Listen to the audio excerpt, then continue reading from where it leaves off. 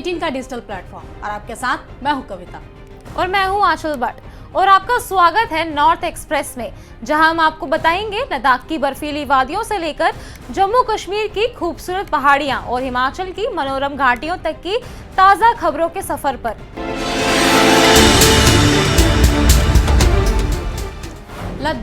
लद्दाख वो रहस्यमय धरती जहां हिमाचल की गोद में बसे ऊंचे ऊंचे पहाड़ नीले आसमान को चूमते हैं और जहां की शांत वादियों और रंग बिरंगे मठ हर किसी को मंत्रमुग्ध कर देती है। इसकी खूबसूरती और संस्कृति की झलक के साथ साथ हम लाएंगे आपके लिए क्षेत्र की हर छोटी बड़ी खबर। तो आइए शुरू करते हैं इस खूबसूरत और रोमांचक सफर को लद्दाख की खबरों के साथ। केंद्रीय वित्त मंत्री निर्मला सीतारमण शनिवार को अपने 4 दिवसीय दौरे पर लद्दाख पहुंची, जहां उन्होंने लेह एयरपोर्ट पर लद्दाख के जनप्रतिनिधियों ने खटका पहनाकर उनका परंपरागत स्वागत किया। अपने दौरे के दौरान वित्त मंत्री Ladakh autonomous hill development council यानी LAHDC लेह के साथ ही यूटी लद्दाख के प्रशासन से आर्थिक विकास समेत अन्य कई मुद्दों पर चर्चा करेंगी और विकास परियोजनाओं का उद्घाटन करेंगी। इसके साथ ही वो यूटी लेवल बैंकर्स कमेटी के क्रेडिट आउटरीच प्रोग्राम में शिरकत करेंगी। वो क्षेत्र के वित्तीय समावेशन में ऋण के महत्व पर बात करेंगी। उनके दौरे में डॉक्टेटर्स नाइट रिजर्व के तौर पर दुनिया भर के पर्यटकों की पसंद बने हानले के साथ ही न्योमा घाटी, रिजंगला और चांगथांग क्षेत्रों का भी दौरा का प्रस्तावित है। वो यहाँ हो रहे विकास कार्यों का भी जायजा लेंगी। इससे पूर्व लेह पहुंचने पर वित्त मंत्री की अगवानी करने वालों में लद्दाख के सांसद मोहम्मद हनीफा जान, मुख्य सचिव doctor Pawan Kotwal, Ladakh autonomous hill development council के chief executive councillor Tashi Gyalson, police महानिदेशक डॉक्टर SD सिंह जमवाल समेत भाजपा के कई प्रदेश पदाधिकारी शामिल रहे। और इसी बीच एक और बड़ी खबर लद्दाख वासियों के लिए है। भारत के रक्षा मंत्री राजनाथ सिंह 24 और 25 जून को चीन का दौरा करेंगे। 2020 के लद्दाख गतिरोध के बाद ये पहली बार जब कोई भारतीय मंत्री चीन जाएंगे। आपको बता दें कि इस दौरे के दौरान रक्षा मंत्री राजनाथ सिंह संघाई सहयोग संगठन यानी कि संघाई कॉरपोरेशन ऑर्गेनाइजेशन की रक्षा मंत्री के बैठक में हिस्सा लेंगे। इस दौरान उनकी मुलाकात चीनी रक्षा मंत्री से हो सकती है। ये यात्रा भारत चीन संबंधों में कई जान फूंकने का संकेत है। दोनों देश विश्वास बहाली और रिश्ते को मजबूत करने की दिशा में कदम बढ़ा रहे हैं। आपको बता दें कि पिछले साल PM मोदी और चीनी राष्ट्रपति शी जिनपिंग के बीच बनी सहमति को आगे बढ़ाने का ये एक बड़ा कदम है। हाल ही में विदेश सचिव विक्रम मिस्री ने भी चीन उप विदेशी मंत्री से मुलाकात की थी। और बात करेंगे उस खबर की जिसके लिए पूरे लद्दाख वासी बेसब्री से इंतजार कर रहे हैं।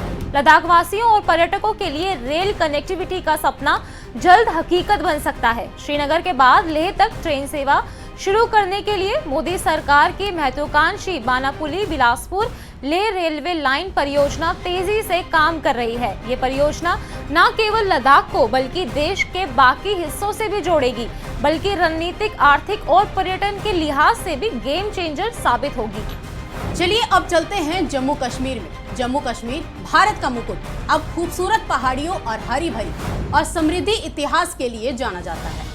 प्राचीन काल से लेकर आधुनिक भारत तक यह क्षेत्र सांस्कृतिक और राजनीतिक बदलाव का गवाह रहा है।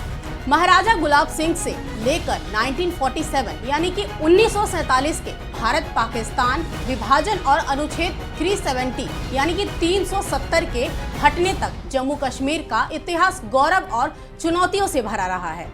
हाल के दिनों में आतंकी घटनाओं और विकास परियोजनाओं और पर्यटक में उतार चढ़ाव के घटनाओं ने इस क्षेत्र की स्थिति को प्रभावित किया है। आइए वर्तमान हालात और इतिहास की गहराई में उतरें।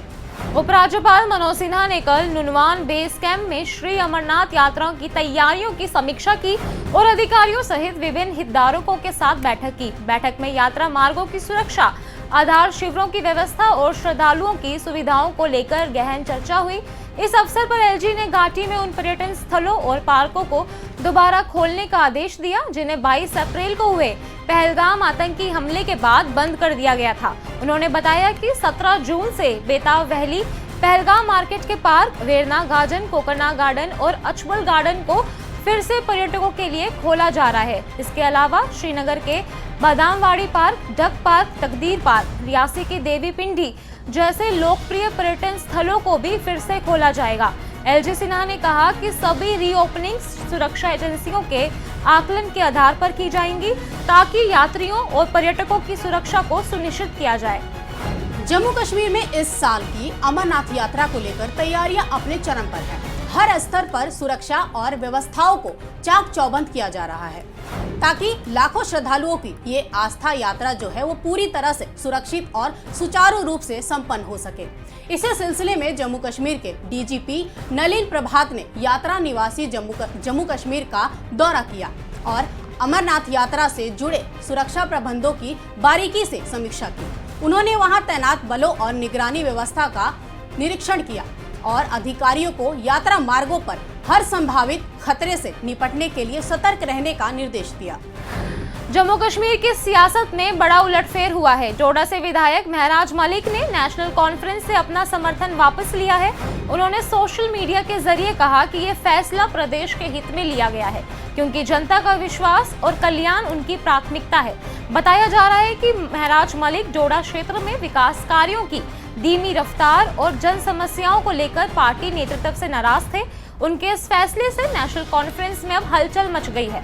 फिलहाल पार्टी की ओर से कोई आधिकारिक प्रतिक्रिया सामने नहीं आई है। महराज मलिक, डोडा की विधानसभा से जो मैंडेट मुझे आवाम ने दिया था इस कॉन्स्टिट्यूंसी को बेहतर बनाने के लिए और जो समर्थन मैंने एनसी की सरकार को जम्मू कश्मीर की हुकूमत में दिया था अपनी आवाम को बेहतर बनाने के लिए, आज मैं उससे अलग हो रहा हूं। लेकिन जो मेरे कॉन्स्टिट्यूंसी के अंदर मुलाजिम है उसको बनाया गया है।